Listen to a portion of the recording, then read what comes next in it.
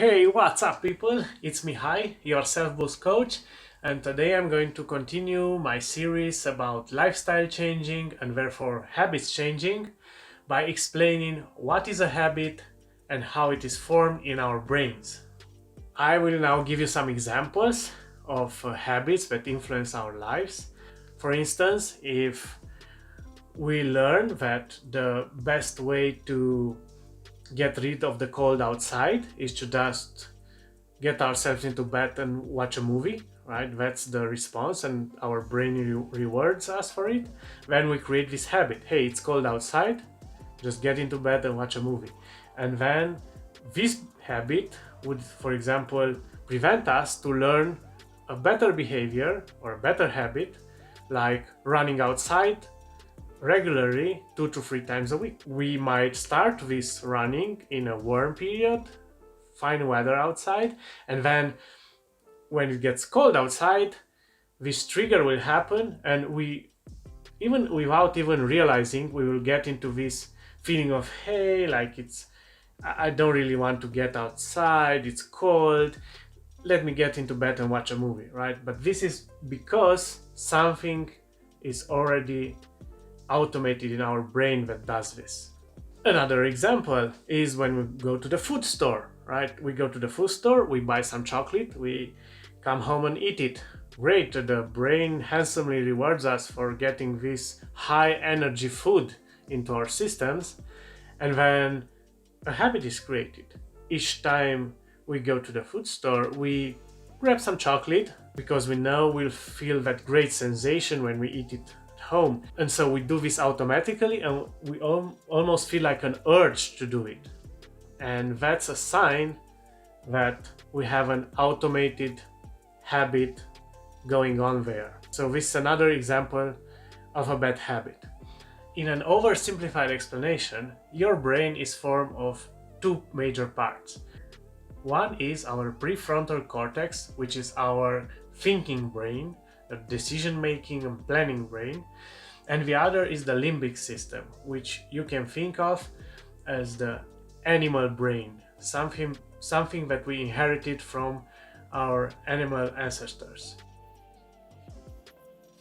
I'm not very good with drawing, but you can imagine that in the thinking part is where we take all our decisions, and down in our limbic system is where all our habits are happening, our automated actions. What is a habit and how does it work? A habit is something that you are doing automatically, sometimes even without realizing it. And this can vary from simple things like the way, for example, you are putting your shirts on, to more complex behaviors like driving. Let's see how a habit is formed. First, something happens, and that we call a trigger. What it can be something simple like a stimulus. For example, we are cold. We feel that it's chilly outside. We are cold. And so we are going to do an action about it. And this is a conscious decision, right? Taken by our thinking brain. We are taking an action, and the action is, for example, to put some clothes on, right? And when you put some clothes on, you get the result that now you are no longer cold, you feel warm, and so the brain releases inside some substances, and those substances represent a reward for our brain. So you get a reward. If you repeat this a couple of times, and usually not too many times actually, you will end up with a habit. And this habit is learned by our primitive brain and automated.